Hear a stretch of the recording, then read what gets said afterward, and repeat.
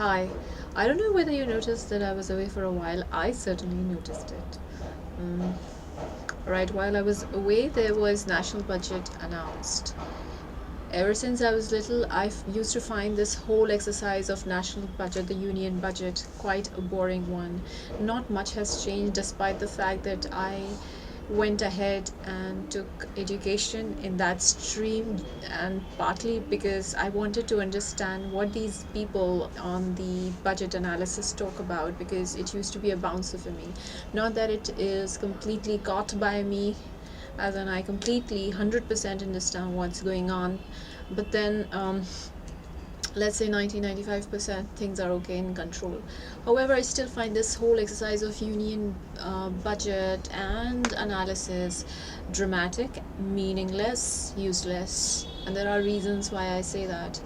um, you can't be talking about your next year's plan until you talk about what you have achieved in the year that has gone by. So it seems that the minister, I'm not even talking about the party, because all finance ministers do their best, or at least they appear to do their best. There are certain things that don't meet the eye. They're not meant to meet our eyes, not meant to meet eyes of common men, women. um, so, as I was saying, that it seems useless, a dramatic exercise. It seems like what happens on Wagah border, that dramatic thing, though very thrilling, but a dramatic thing nonetheless. So, why would the finance minister not talk about what they have achieved in the year that has gone by? Excuse the sounds, their children playing. It's their time. So why not start with allocative efficiency, then go on to productive efficiency and operational efficiency? It's just like a child talking about what he would study in the next year and not telling whether he passed his current year's exams. So allocative efficiency is now they're screaming. These kids are screaming. uh, hmm. Allocative efficiency is in terms of computation. It is the marginal cost, which should be equal to marginal utility ideally. So the amount of expenditure that you're making, are they worthy enough? And that can only be assessed once a financial year gets over and you get the kind of results that you expected to. So if you are putting certain amount of funds in education, and you have certain expectations in front of you, have they been met? That's allocative efficiency. Productive efficiency is that the inputs that you are putting into a project, they shouldn't come out or turn out to be more expensive, less in quality, uh, bringing the cost of the output higher, because then it doesn't make sense. So that's productive efficiency for you. Operational efficiency, the cost of maintenance and other costs should not eat away the results that you're expecting. So most often than not, it is seen that the wages, the salaries of people in public sector and in government offices, they seem to be on the higher side when compared to their efficiency. Not all of them, but most of them. I have seen it with my own eyes. So it's just not that I'm speaking on the basis of some article that I read. All right. So they don't talk about all these things in the budget to begin with. So see, this is our performance. And then there are a lot of ministries. Give them a chance. You can't be the minister, whoever is the finance minister, at various different times.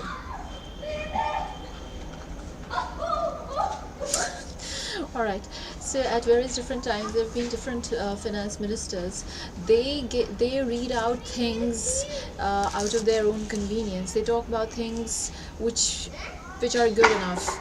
for their own report card, as their own report card, as a part of their own report card. They don't talk about each and every ministry. So on the day of the union budget, each and every ministry, because they are important, that's why they're there. The minister, the union minister taking care of that particular portfolio should stand up and talk about. Real Slim Shady, please stand up. Anyway, so they should stand up and talk about what was uh, what was the result, what was the outcome, what was the performance in the preceding year, and what has been the performance this year. So if it is something good, they should be lauded, and if it is not good enough, they should be shamed by the fact that they've not been able to achieve things. So this was the second point. The first point was the efficiency, the allocative productive, and the operational efficiency is absent from the budget that's announced. Second point is, instead of one minister giving a long drawn speech that can bring a yawn to so many people, no matter how good they are at their subject, how good they are in their vision, it does play a bit with people's attention span. Third, India, it does not score very high when it comes to transparency in the budget. In the budget transparency score, which is uh, uh, which is an important way to see how transparent and open is a certain government about their expenditures, and how they are plowing the revenues that they get in terms of the taxes that they receive, in terms of the fees that they receive, the grants, the aids so that they receive. They are at the helm of things. They should be talking about things honestly, transparently, and openly. Not everything can be given away in one go on the day when the union budgets are announced. So there has to be some website or public platform when all the information is available. And India scores 49 on the budget openness, which is not a very great score. There are many countries that score better than us. That includes Bangladesh, which is doing very well in terms of economy, by the way. Anyway, so there are countries like Finland, Norway, Switzerland, Canada.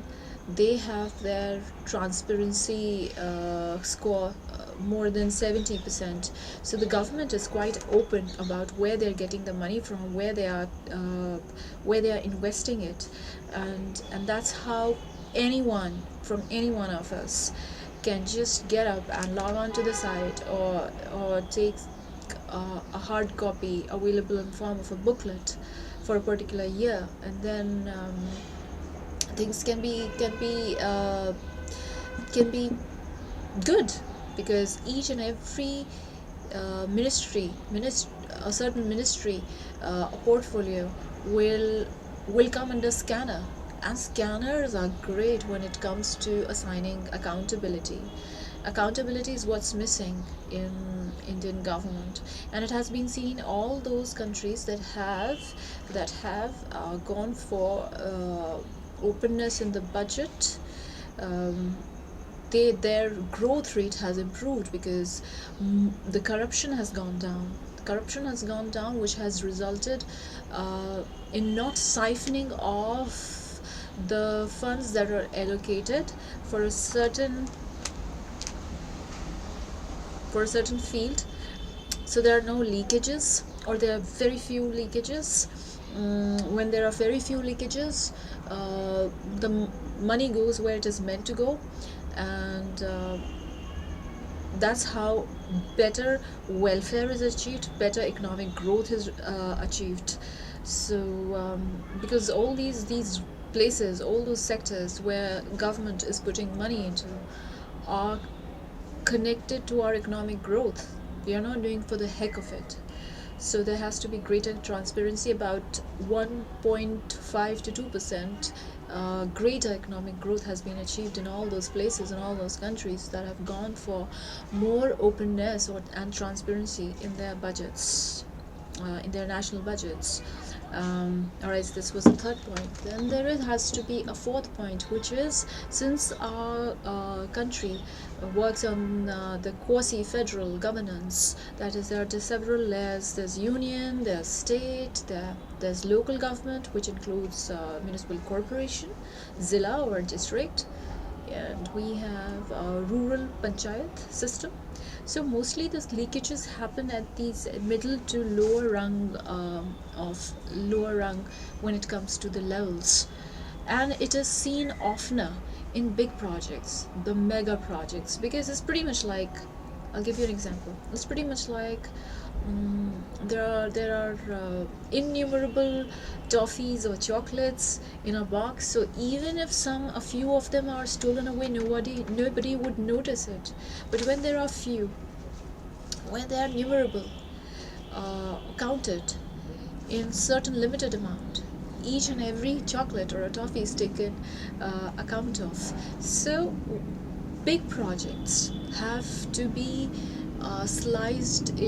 systematically sliced into medium scale projects, so that there is less siphoning off. There are other factors also attached to curbing corruption, and that is something that I can talk about in my next video. This video was supposed to be small. I don't know whether it has turned out to be so. Should I give it a should I? Okay, I'll give it a summary. First, union budgets, that the way we see it, the bulletins, the analysis, they are useless, they're meaningless, they have no head or tail. Second, the ministry, the finance minister could cut down on her or his, whoever, of course it's her at the moment, should cut down on their airtime and give all ministers of different portfolios a few minutes to talk about their own performance, so that they are lauded or shamed as per their performance. The third point is that we don't have transparency as much as required in our budgets, which is why there's a greater corruption.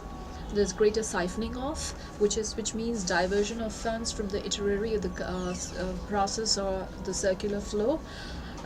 Obviously, the money at the lowest rung of people will not be saved, or will not be coming back as huge taxes, but they will definitely increase the aggregate demand, which is also good when it comes to multipliers effect. The fourth point was it's the fourth point was, of course, the projects should be sliced into smaller projects rather than mega projects, because in mega projects the corruption is also huge. So I guess that's pretty much it. There are a few subjects up my sleeve. They'll come by and by.